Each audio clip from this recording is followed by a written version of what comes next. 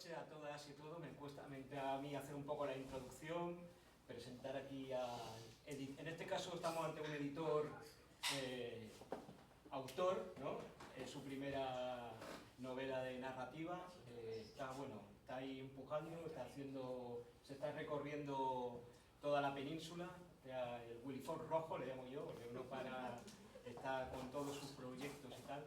Y es ante todo, yo creo que es un activista cultural, es alguien que con Atrapasueños, pero con otras producciones cinematográficas y literarias, está removiendo la conciencia social y la memoria histórica. Entonces, bueno, pues desde la fundación de Ocaña a Miguel Hernández, Machado, Gades, Manuel Vázquez Montalbán, que también es un gran sibarita de la cocina, con lo cual con eso, ser rojo, le gusta la literatura y la cocina, pues Vázquez Montalbán llega en ese momento y es alguien que se lo está currando mucho a nivel literario, ¿no? Yo creo que estamos viendo Fardo, que está muy ilusionado con la presentación.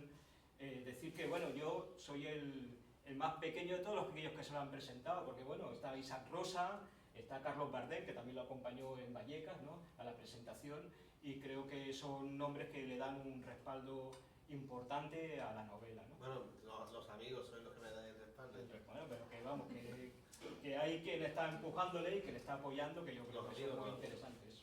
Y yo creo que cuando veáis Fardo y alguien dice, no, porque habla del narcotráfico, tal, bueno, pues yo creo que Fardo huye de los estereotipos. Aquellos que tengáis en la imagen de los libros o las series, ¿no?, sobre narcos, o Fariña, ¿no?, o El Príncipe, en la cual hay unos estereotipos en los cuales o los narcotraficantes son muy buenos y son unos héroes, y como Pablo Escobar, que llegó a ser diputado en Colombia, ¿no?, y salvan los barrios, o los policías son muy buenos, ¿no?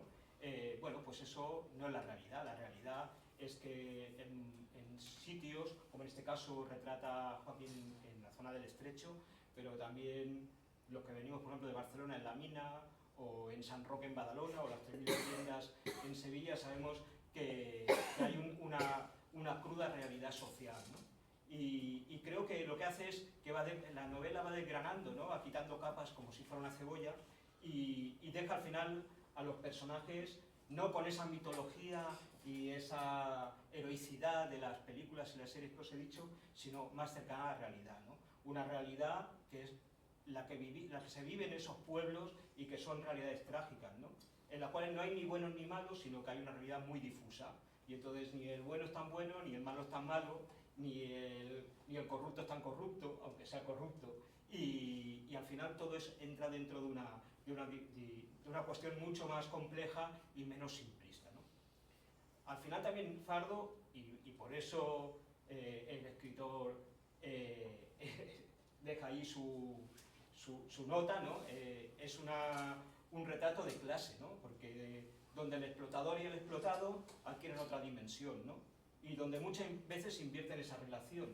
Entonces, bueno, como os he dicho, en según qué barrios y también en esas zonas hay unas personas que ya tienen como marcada su destino, ¿no?, solo por el hecho de nacer allí, ¿no?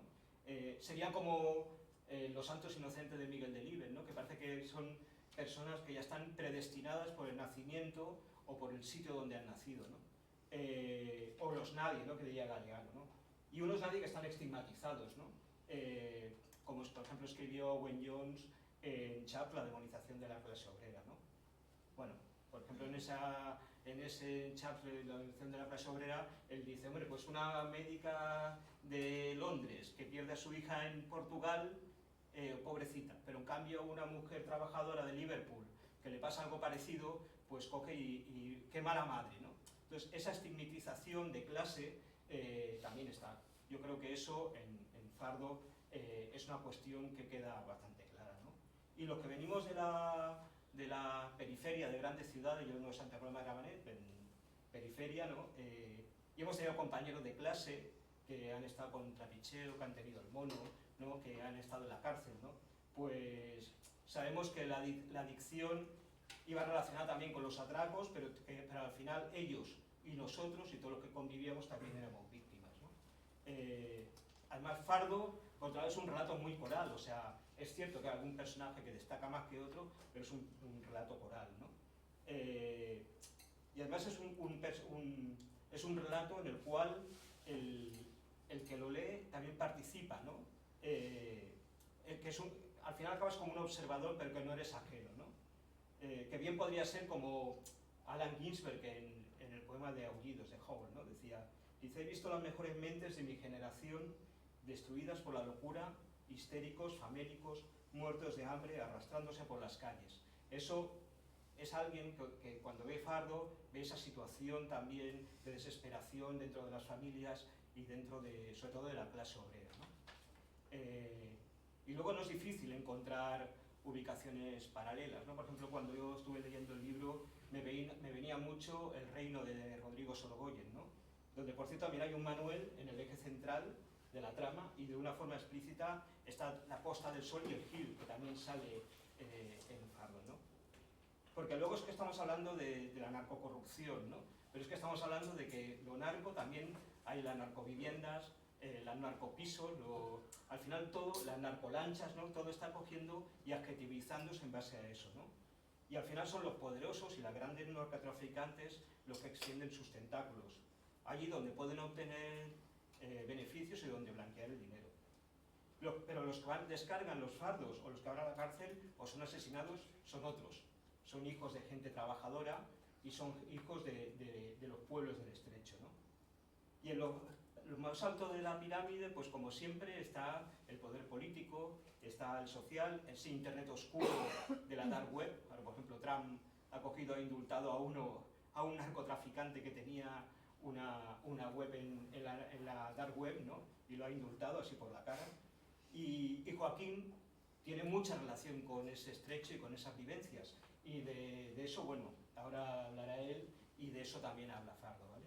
Yo creo que os invito a que lo leáis, os invito a que sigáis esa narración que va desvinculando y que hoy en exclusiva a Rafa y a mí nos ha dicho que va a tener segunda parte, con lo cual ya... Era fácil, porque vamos a ver, vamos a ir a ver. Le pones una S, Fardos. Así que nada, lo escribiré, no solamente le cambiaremos la portada. Os dejo con Joaquín. Gracias.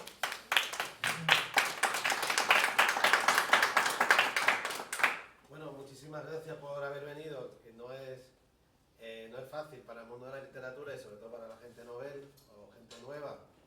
Yo llevo 25 años editando, pero sobre todo he editado títulos de otras personas, ¿no? Y títulos muy llamativos de María Teresa León, de la escritora del 27, o de Marcelo Camacho, o bla bla bla bla. La nómina es bastante larga. Y he escrito también muchísimo yo, pero he escrito sobre todo para el público juvenil, pues un texto sobre Marco Ana, otro sobre Miguel Hernández, con una perspectiva didáctica. Y he escrito muchísimo ensayo, y he escrito muchísimos artículos en periódicos, pero la verdad que escribir una novela es un mundo distinto, en el sentido de construirla, y sobre todo es una parte muy sustancial que se vuelca de uno mismo, ¿no? hacia esa literatura que tú estás generando, que al fin y al cabo generas para que lo lea otra persona, ¿no? Lo complicado de todo esto es saber si le va a gustar a la gente o no. Yo no estaba en esa tesitura, porque lo que he querido hacer lo tenía muy claro, y después ya que le gustara a la gente, pues ya se verá. El tema de agradar y ser políticamente correcto a mí me trae el pairo hace muchísimo tiempo, por una sencilla razón. Yo he construido Fardo como novela porque es una novela que he querido escribir toda la vida, es decir, me he criado en el estrecho, mi familia es de la línea, otra parte nació en una barraca en Barcelona, somos inmigrantes, charnegos, pero somos de Cádiz, soy andaluz, me he criado en muchos sitios, pero esa parte sustancial de mi vida no es condición para escribir Fardo, ¿no? Pero sí es condición para escribir Fardo haber convivido y vivido y sentir tu realidad en tu pueblo y tu localidad. Curiosamente, los pueblos que yo he habitado no son nombrados en el libro, precisamente por respeto, simplemente a una ficción, que lo que intento es condensar todo eso que he pensado durante tanto tiempo y que lo he escrito pues en 1 año y medio, ¿no? Tengo una vida bastante ajetreada, el mundo del cine documental, las presentaciones de amigos, de amigas de la editorial, y he escrito Fardo pues, en las mejores bibliotecas que hay en este país, en el Estado español. Hay una biblioteca estupenda, he podido disfrutarla y escribiendo, siempre con un orden, y he conseguido sacarla adelante. Y para mí, por eso decía que no era políticamente correcto, ha sido sobre todo una literatura no terapéutica, porque hay mucha gente que utiliza esa palabra, yo creo que se desvanece un poco la intención que tiene cuando tú escribes cosas, porque a mí me ha liberado, más que me ha ayudado a una terapia o me ha ayudado a superar una crisis, no, a mí me ha liberado como persona, ¿no? Es un hecho de la escritura que cuando te abarca mucho tiempo y cuando te dedicas tanto esfuerzo y construyes los personajes, pues los personajes te van creciendo, ¿no? Y a veces tienes que callarlos un poco porque tienen vida. Y en Fardo hay mucha vida, hay muchas historias. Es una novela coral donde hay muchas historias que se entrecruzan, desde el guardia civil hasta el pequeño camello del pueblo, pasando por la madre que lo sustenta todo, ¿no? Que sustenta a esa familia que se dedica al narcotráfico. Lo que he hecho en esta novela de ficción, además de poner el foco sobre un espacio del mundo tan bello como el Estrecho, quizá uno de los sitios más mágicos del mundo, donde se cruzan dos continentes, dos grandes dimensiones de agua, el Mediterráneo y el Atlántico, donde culturalmente se han cruzado todas las civilizaciones habidas y por haber, hasta los japoneses subieron por el Guadalquivir. Es decir, esa zona del mundo, que Franco le puso un polo químico igual que a Huelva, que también es una zona maravillosa, sabía, es decir, que ha sido denostada por los poderes, en el sentido de que ha sido maltratada ecológicamente, cultural y socialmente de una forma histórica, pues esa gente ha tenido que buscarse la vida como ha sido siempre, ¿no? Buscándose la vida pues en lo que te facilitaba esa zona del mundo. Y eso es una cosa fundamental, un aspecto fundamental era la presencia de Gibraltar como colonia británica y otra, la frontera, ¿no? Una frontera de unas colonias que eran españolas pero también francesas en el tiempo, es decir, con todo un bagaje de tránsito, de mercancías. Y ahí están las personas. Es decir, James Joyce cuando escribió Ulises, cuando cita la bahía de Algeciras, habla de, que es una frase que pongo al principio, después si queréis la leemos, que habla de que esas luciérnagas que se encienden y se apagan por las noches, ¿no? Habla de las casas que se encienden y se apagan en el Estrecho, que es un momento mágico de la caída de la tarde. Hay muchos momentos mágicos, el amanecer también muy mágico en esa zona del mundo. La luz es muy distinta. Hemingway, de los primeros sitios que visitó de la península, fue el puerto de Vigo y fue Gibraltar, y bajó a Algeciras y aprendió a jugar a un jueguecillo ahí con la gente, ¿no? Es decir, todo el mundo que pasa por ahí, y estoy hablando de literatos como estos, ¿no? Pero todo el mundo que pasa por ahí siempre se ha quedado sorprendido de esa luz, de esa magia, de ese encuentro. La historia ha hecho que sea un lugar donde la pobreza y la exclusión social sean un hecho ya permanente, ¿no? Donde la pobreza es quizá el mayor delito que se puede cometer contra la humanidad, es decir, que la gente viva en la indigencia históricamente y sobre todo que sectores que se dedicaban precisamente al mar, a la mar, pues han tenido que buscarse la vida como sea. ¿Ha cambiado todo? Sí. En Fardo lo que hago es condensar. No es realismo mágico, que se ha puesto de moda cualquier cosa que sea ficción sobre realidad, ya sea la guerra civil y tal, y le das un toque así de ficción y narrativa, ya le llaman realismo mágico, ¿no? Yo creo que no, aquí en Fardo no se puede parangonar con el realismo mágico, más bien sería una narrativa de ficción que intenta hablar de una realidad que es incómoda de contar, ¿no? Eso ya lo ha dicho Isabel Rosa porque me ayudó en la corrección y me ayuda también en lo que pueda, porque es un gran compañero. Y bueno, me he dejado también que la gente que sabe, pues que me diga cosas sobre la novela, ¿no? Para eso hay gente en el mundo de la cultura tan maja, ¿no? Como esta. Pero sí es verdad que hacer Fardo ha sido liberador y ha sido también un paso importante para saber cómo está la gente.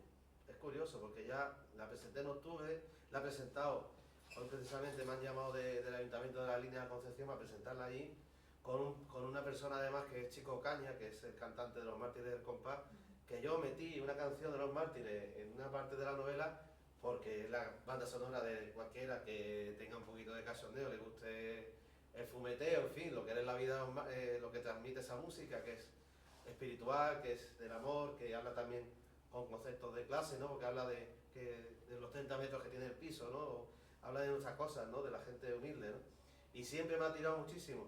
Y a partir de Fardo, pues Chico Caña y yo nos hemos hecho un poco más colegas y tenemos que ir a la línea a presentar los dos. Es un poemario y yo fardo. Es decir, que la novela la he volcado, voy a seguir volcando en ese territorio, ¿no?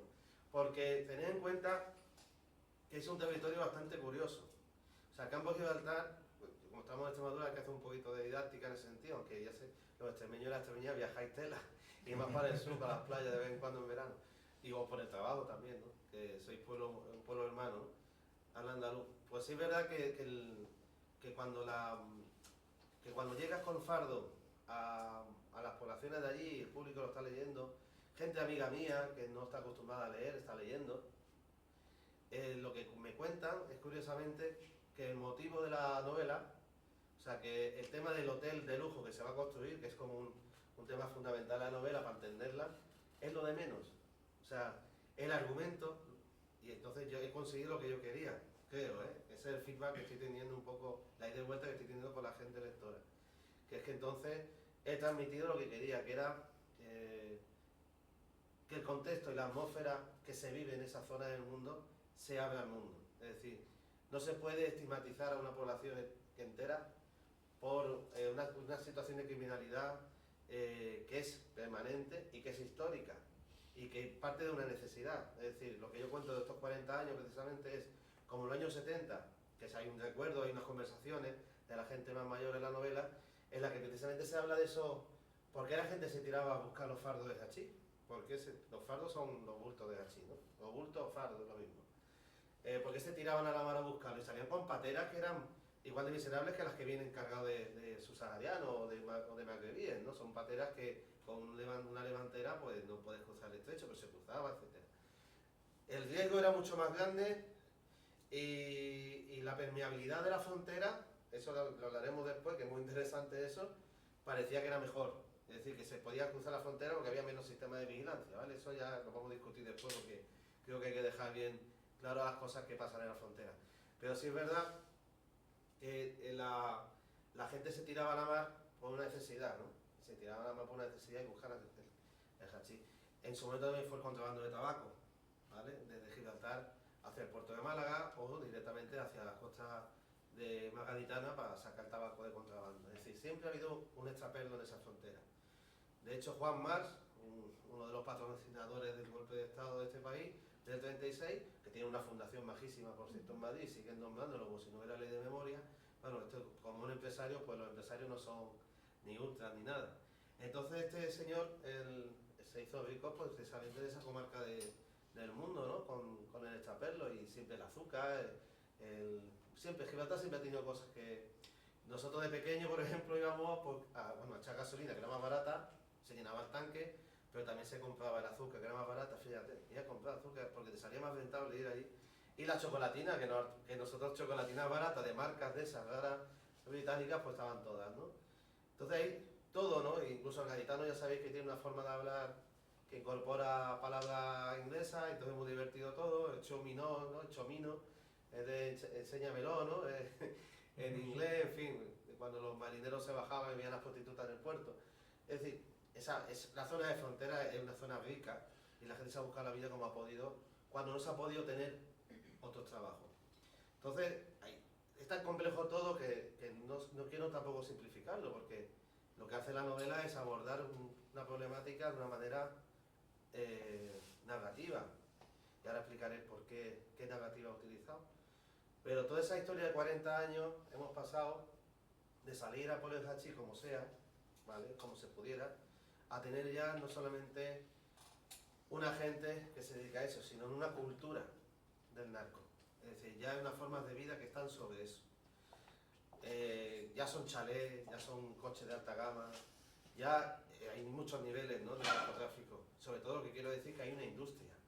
Es decir, una persona no puede vigiar, 4 personas no pueden sacar una lancha y no. Necesitan una mano de obra extraordinaria, necesitan. ¿Dónde guardar las lanchas? Necesitan las lanchas, que son ilegales ahora mismo tal como están estipuladas. Necesitan además, según la situación de salida, de cruce de Marruecos hacia la península, hay que tener en cuenta los kilómetros, porque antes se podía hacer en zonas muy cercanas, pero cada vez las líneas tienen que ir saliendo en función de donde haya presión policial o de control de frontera. Entonces se necesita también espacio en un punto intermedio donde se esperan una gente para cargar de gasolina las mismas lanchas que tienen que terminar a hacer el transbordo.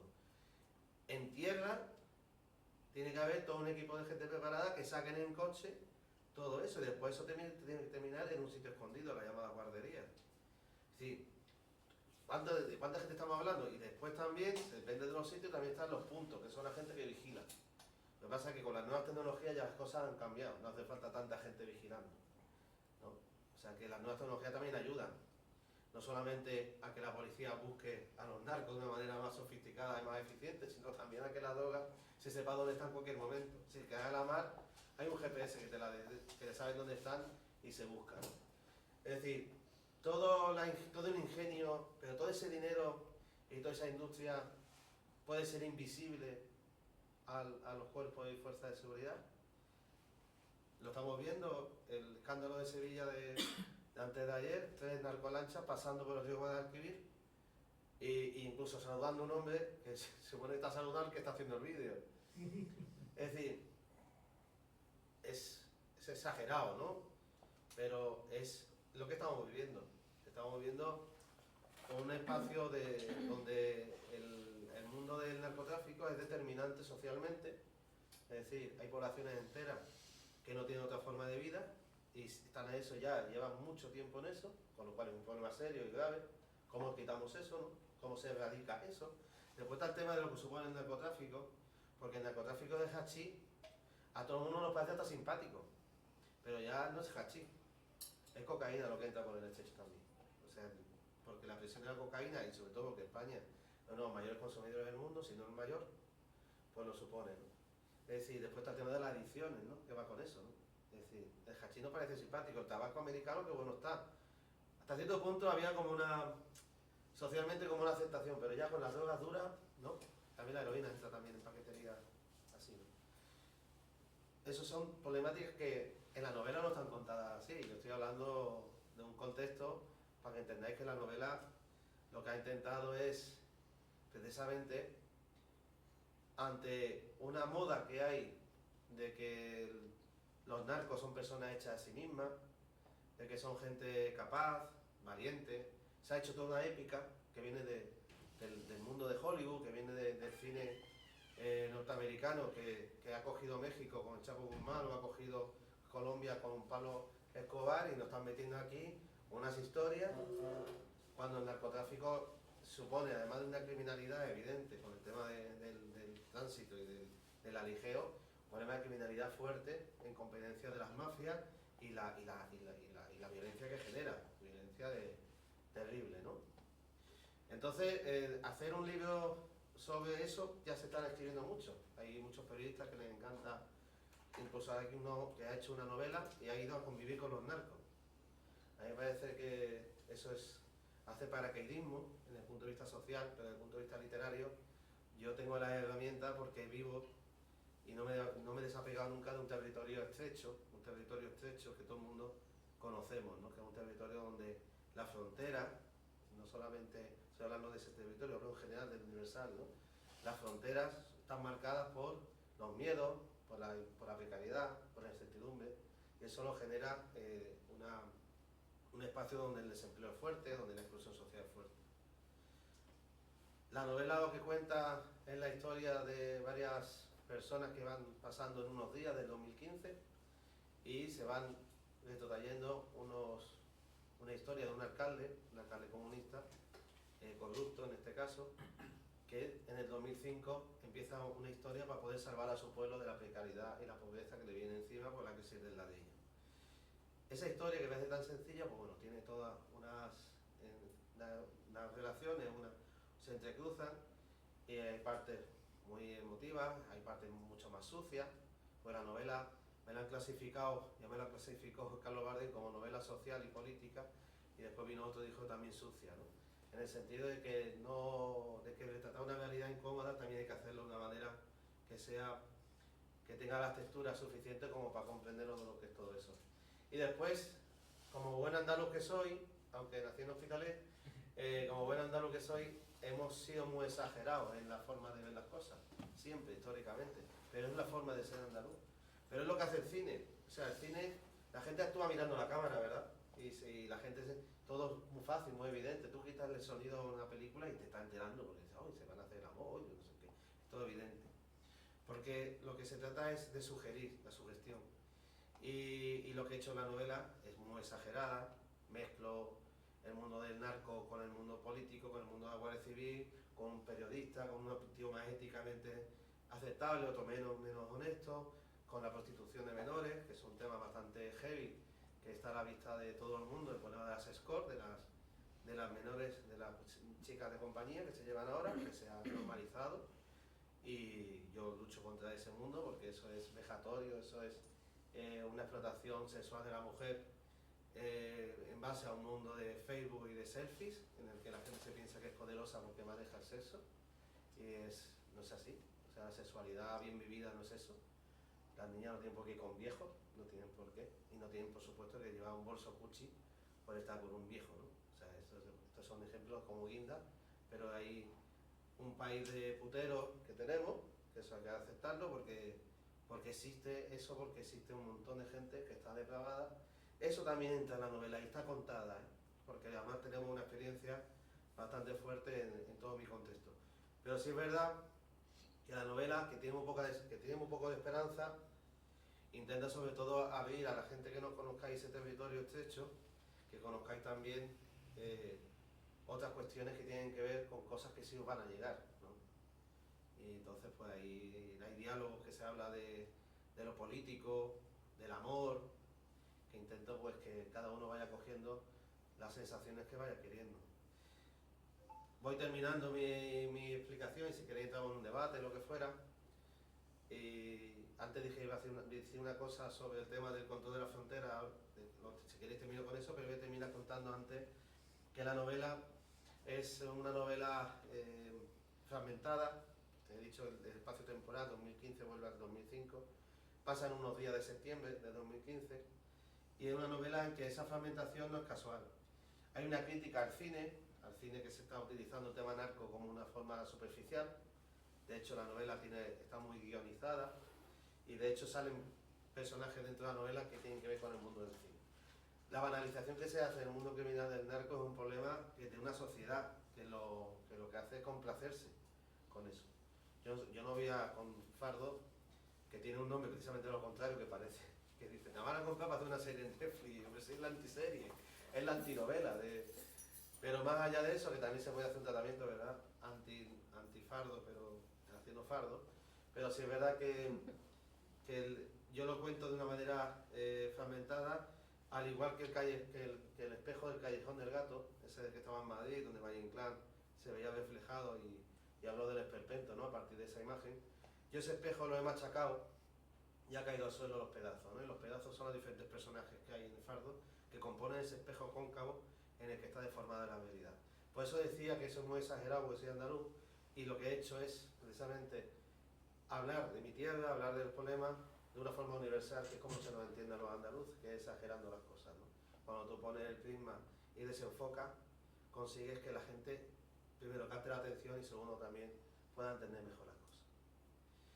Y por terminar, pues lo apunté antes, el tema de la frontera es muy curioso, porque si pensáis que quizás el sitio más controlado del mundo es el estrecho de Gibraltar, que tiene un sistema de vigilancia especial, donde un satélite puede saber lo que se mueve en el mar en una cuadrícula de este tamaño,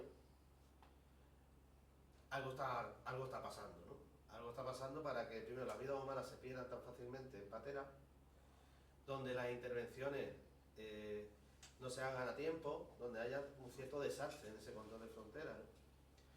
Y ahí hay que darse una explicación mucho más allá de que haya corrupción. Yo creo que lo que hace falta es madurar un poco el sistema organizativo de frontera. Hay que tener como un país limítrofe con todo un continente, que eso vaya más, eso no va a menos, porque la hambruna de África, esos países que ya son superpaíses como Nigeria, como Senegal, todo eso, si no hay desarrollo ahí, si no hay crecimiento para esos pueblos, la presión migratoria va a ser hacia arriba. Y después tenemos una democracia, llamada así porque tiene un parlamento, pero una monarquía bastante autoritaria, que es la de Marruecos, que, bueno, hay compañero de Valencia intentó publicar su tesis doctoral que venía a demostrar la titularidad de todas las plantaciones de marihuana de quién son en Marruecos, y son de la Casa Real, ¿no? Y quién trabaja por 2 duros en eso, porque también es duro trabajar en la producción de hachís. En fin, los narcoestados, los estados con muchos estados dentro. España no deja de ser ahora mismo un país muy parecido a otros países ya. Cuando la gente se espanta porque Marsella es como una ciudad autónoma donde las mafias están a su ancha, bueno, pero es que aquí estamos tapando un poco el escándalo.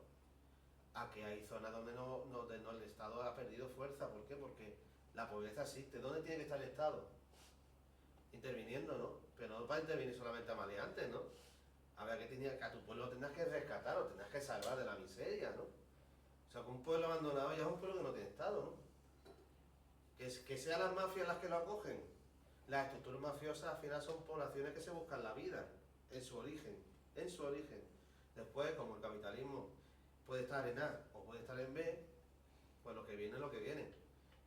Si al capitalismo le viene bien el narco, pues pregúntaselo al Corte Inglés de Marbella, o a los que venden los Mercedes y los testados en Marbella. ¿Quién los compra eso? El jeque, sí, vale, toda esa gente que son ricas, poderosas, tiranas de muchos países viene de ahí. Pero bueno, también hay un mercado enorme de dinero que viene precisamente de gente que gasta pasta, y ese mundo existe, Mirad hacia otro lado, pues es el debate si el guardia civil que muere, que es una tragedia porque no tienen que perder la vida menos aligeando hachís. Bueno, es que a lo mejor una reflexión sobre el sistema de fronteras como es, qué mundo queremos, ¿vale? Esos son debates un poco, ¿verdad? Son gordos, pero después hay debates que son más cercanos, ¿no? O sea, ¿dónde se legisla? En el Parlamento, ¿no? En el Congreso. Bueno, pues habrá que darle una vuelta al tema de la droga, ¿no? Habrá que pensar cómo podemos evitar que la gente pierda la vida, ya sean narcotraficantes, trabajadores explotados o sean guardias civiles.